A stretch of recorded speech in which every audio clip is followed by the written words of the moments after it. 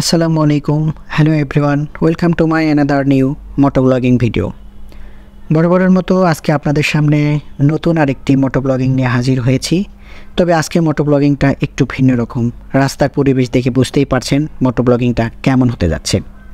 পুরো ভিডিওটা দেখুন, তাহলে অবশ্যই ভালো লাগবে। জরুরি প্রয়োজনে রাজশাহীতে এসেছিলাম। তো রাজশাহীতে আসার পথে বিশ্ববিদ্যালয়ের সামনে আন্দোলন চলছিল, তো পুলিশ আমাদেরকে ওদিক দিয়ে যেতে দিলেন না, বললেন এদিক দিয়ে যাবার জন্য। এই রাস্তাতে এসে খুবই ভালো লাগলো, খুবই ভালো লাগছে। বিশেষ করে এখানকার পরিবেশটা একটু লক্ষ্য করুন।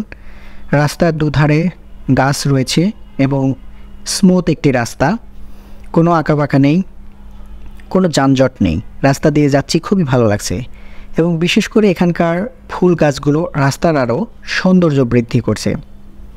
এখানে থাকা সাদা, লাল বিভিন্ন প্রজাতির কাঠগোলাপের প্রেমে পড়ে গেছি এবং ফুলের যে একটি গন্ধ খুবই ভালো লাগছে।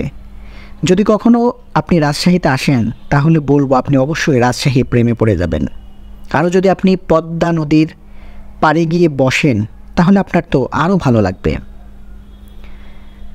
রাস্তার পরিবেশ দেখে আপনারা বুঝতেই পেরেছেন যে আসলে কেমনটা এখানকার পরিবেশটি। তবে এখানে রাত এবং দিনের মাঝে একটু পার্থক্য রয়েছে। রাতের একটি ভিউ, দিনের আরেকটি ভিউ। এখানে থাকা রাস্তার মাঝখানে যে ল্যাম্পপোস্টগুলো দেখতে পাচ্ছেন, এই ল্যাম্পপোস্টগুলো যখন রাতে আলোকিত হয় তখন এটা দেখতে আরও সুন্দর দেখায় এবং সৌন্দর্য যেন আরও বৃদ্ধি পায়। যদি জ্যোৎস্না রাত হয় তাহলে তো কোনো কথাই নেই। আমার ঘুরতে খুবই ভালো লাগে। আমি যেখানেই যাই আপনাদের জন্য সুন্দর সুন্দর ভিডিও করে আপনাদেরকে রিভিউ দেওয়ার চেষ্টা করি। এবং আরেকটি গুরুত্বপূর্ণ বিষয় নিয়ে আপনাদের সাথে কথা বলবো, সেটি হলো অনেকেই নতুন আছেন যে মোটো ব্লগিং করতে চান, কিন্তু আপনারা বুঝতে পারেন না যে কিভাবে আপনি মোটো ব্লগিংটা শুরু করবেন। বা মোটো ব্লগিং করতে হলে আপনার একটি অ্যাকশন ক্যামেরা দরকার। আর আপনারা জানেন যে অ্যাকশন ক্যামেরার দাম কিন্তু অনেক, প্রায় 30-40 হাজার টাকার মতো অ্যাকশন ক্যামেরা। এবং ভালো মানের যদি অ্যাকশন ক্যামেরা আপনার না হয় তাহলে কিন্তু আপনি ভালো মোটো ব্লগিং করে একটা ফিল অনুভূতি করতে পারবেন না। আর আপনার ভিডিও কোয়ালিটি যদি ভালো না হয় তাহলে কিন্তু দর্শক বা অডিয়েন্স আপনার ভিডিও দেখবে না, এটাই স্বাভাবিক।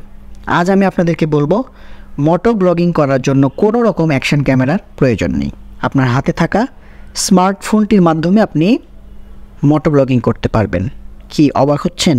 মোটেও না। তাহলে শুনুন মনোযোগ সহকারে।